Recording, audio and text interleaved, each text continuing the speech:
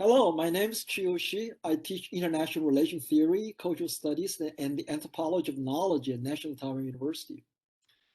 The origin of my recent paper in the Review of International Studies on roles and relations within Confucian international relations came from Kim Jong-un's capacity to change Pyongyang's relationship with Washington and Beijing respectively almost overnight, despite Pyongyang being a much weaker actor compared with Washington or Beijing.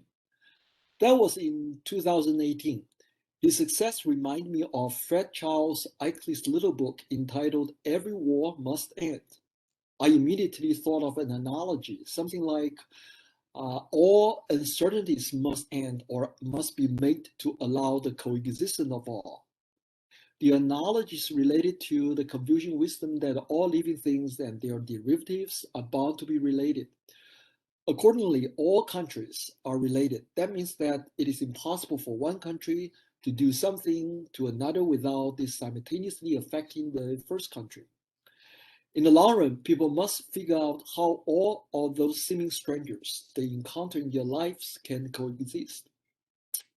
This is where I rely on relational theory to appreciate why and how people want to see the essential qualities of themselves being normal and likewise constituting strangers. My paper discusses the Confucian relational imagination and compares it with the imagined state of nature that informs almost all contemporary IR theories. Since differences in relational configuration almost guarantee mutual anxiety toward the other being a stranger, my agenda is about the coexistence of different relational configurations. For example, Confucianism adopts kinship as the imagined relation. Confucian actors seek the metaphorical kinship relationship with strangers, turning them into brothers, uncles, friends, teachers, in-laws, etc., without which they will be blamed for aborting their nature. Belonging to a family-like group is how Confucian actors survive their relational necessities. This contrasts with relational configuration in terms of the consensual rights of nature, from whose perspective Confucian actors would appear to lack basic humanity, while on the other hand, Confucianism might find the rights consciousness a threat to familial piety. I was stuck here for a while because I want to explain how they can continue interacting with each other and minimally accepting the coexistence of the stranger.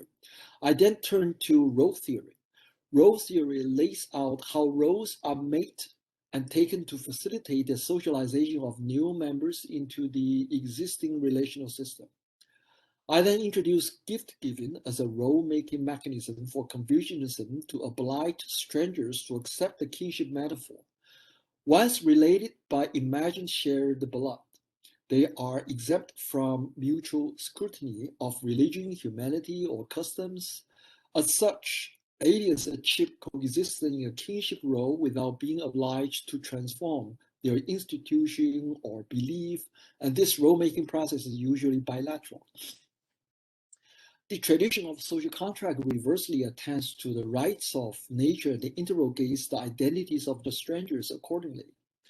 Discursive and institutional norms guide strangers into their role in an anarchical society.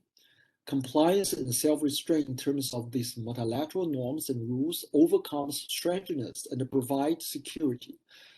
The exchange of gifts is irrelevant here. I proceed to show how King Jong-un used the nationalist relations to oblige Seoul to act on his behalf in the role of a united Korean brother, and how Seoul evoked the role of a dependent ally to oblige Washington to accept its mediation. For Kim, his offer to Seoul to denuclearize was actually an indirect gift to Washington. This had nothing to do with his conviction to anti-proliferation, though. He was actually never converted.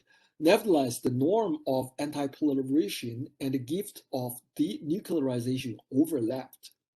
Meanwhile, Kim was able to pay respect to Beijing, who could not resist the opportunity to regain its lost status as a superior and act in the role of protector of Pyongyang according to the wishes of the weaker partner.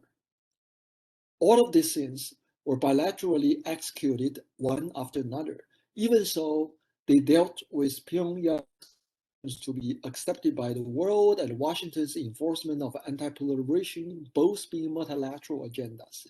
In any case, through the improvisation of roles, Pyongyang connected two relationalities, with itself remaining Korean as well as socialist, while Washington advanced on anti-proliferation. My paper concludes here. Hopefully you will read and enjoy my paper. Thank you.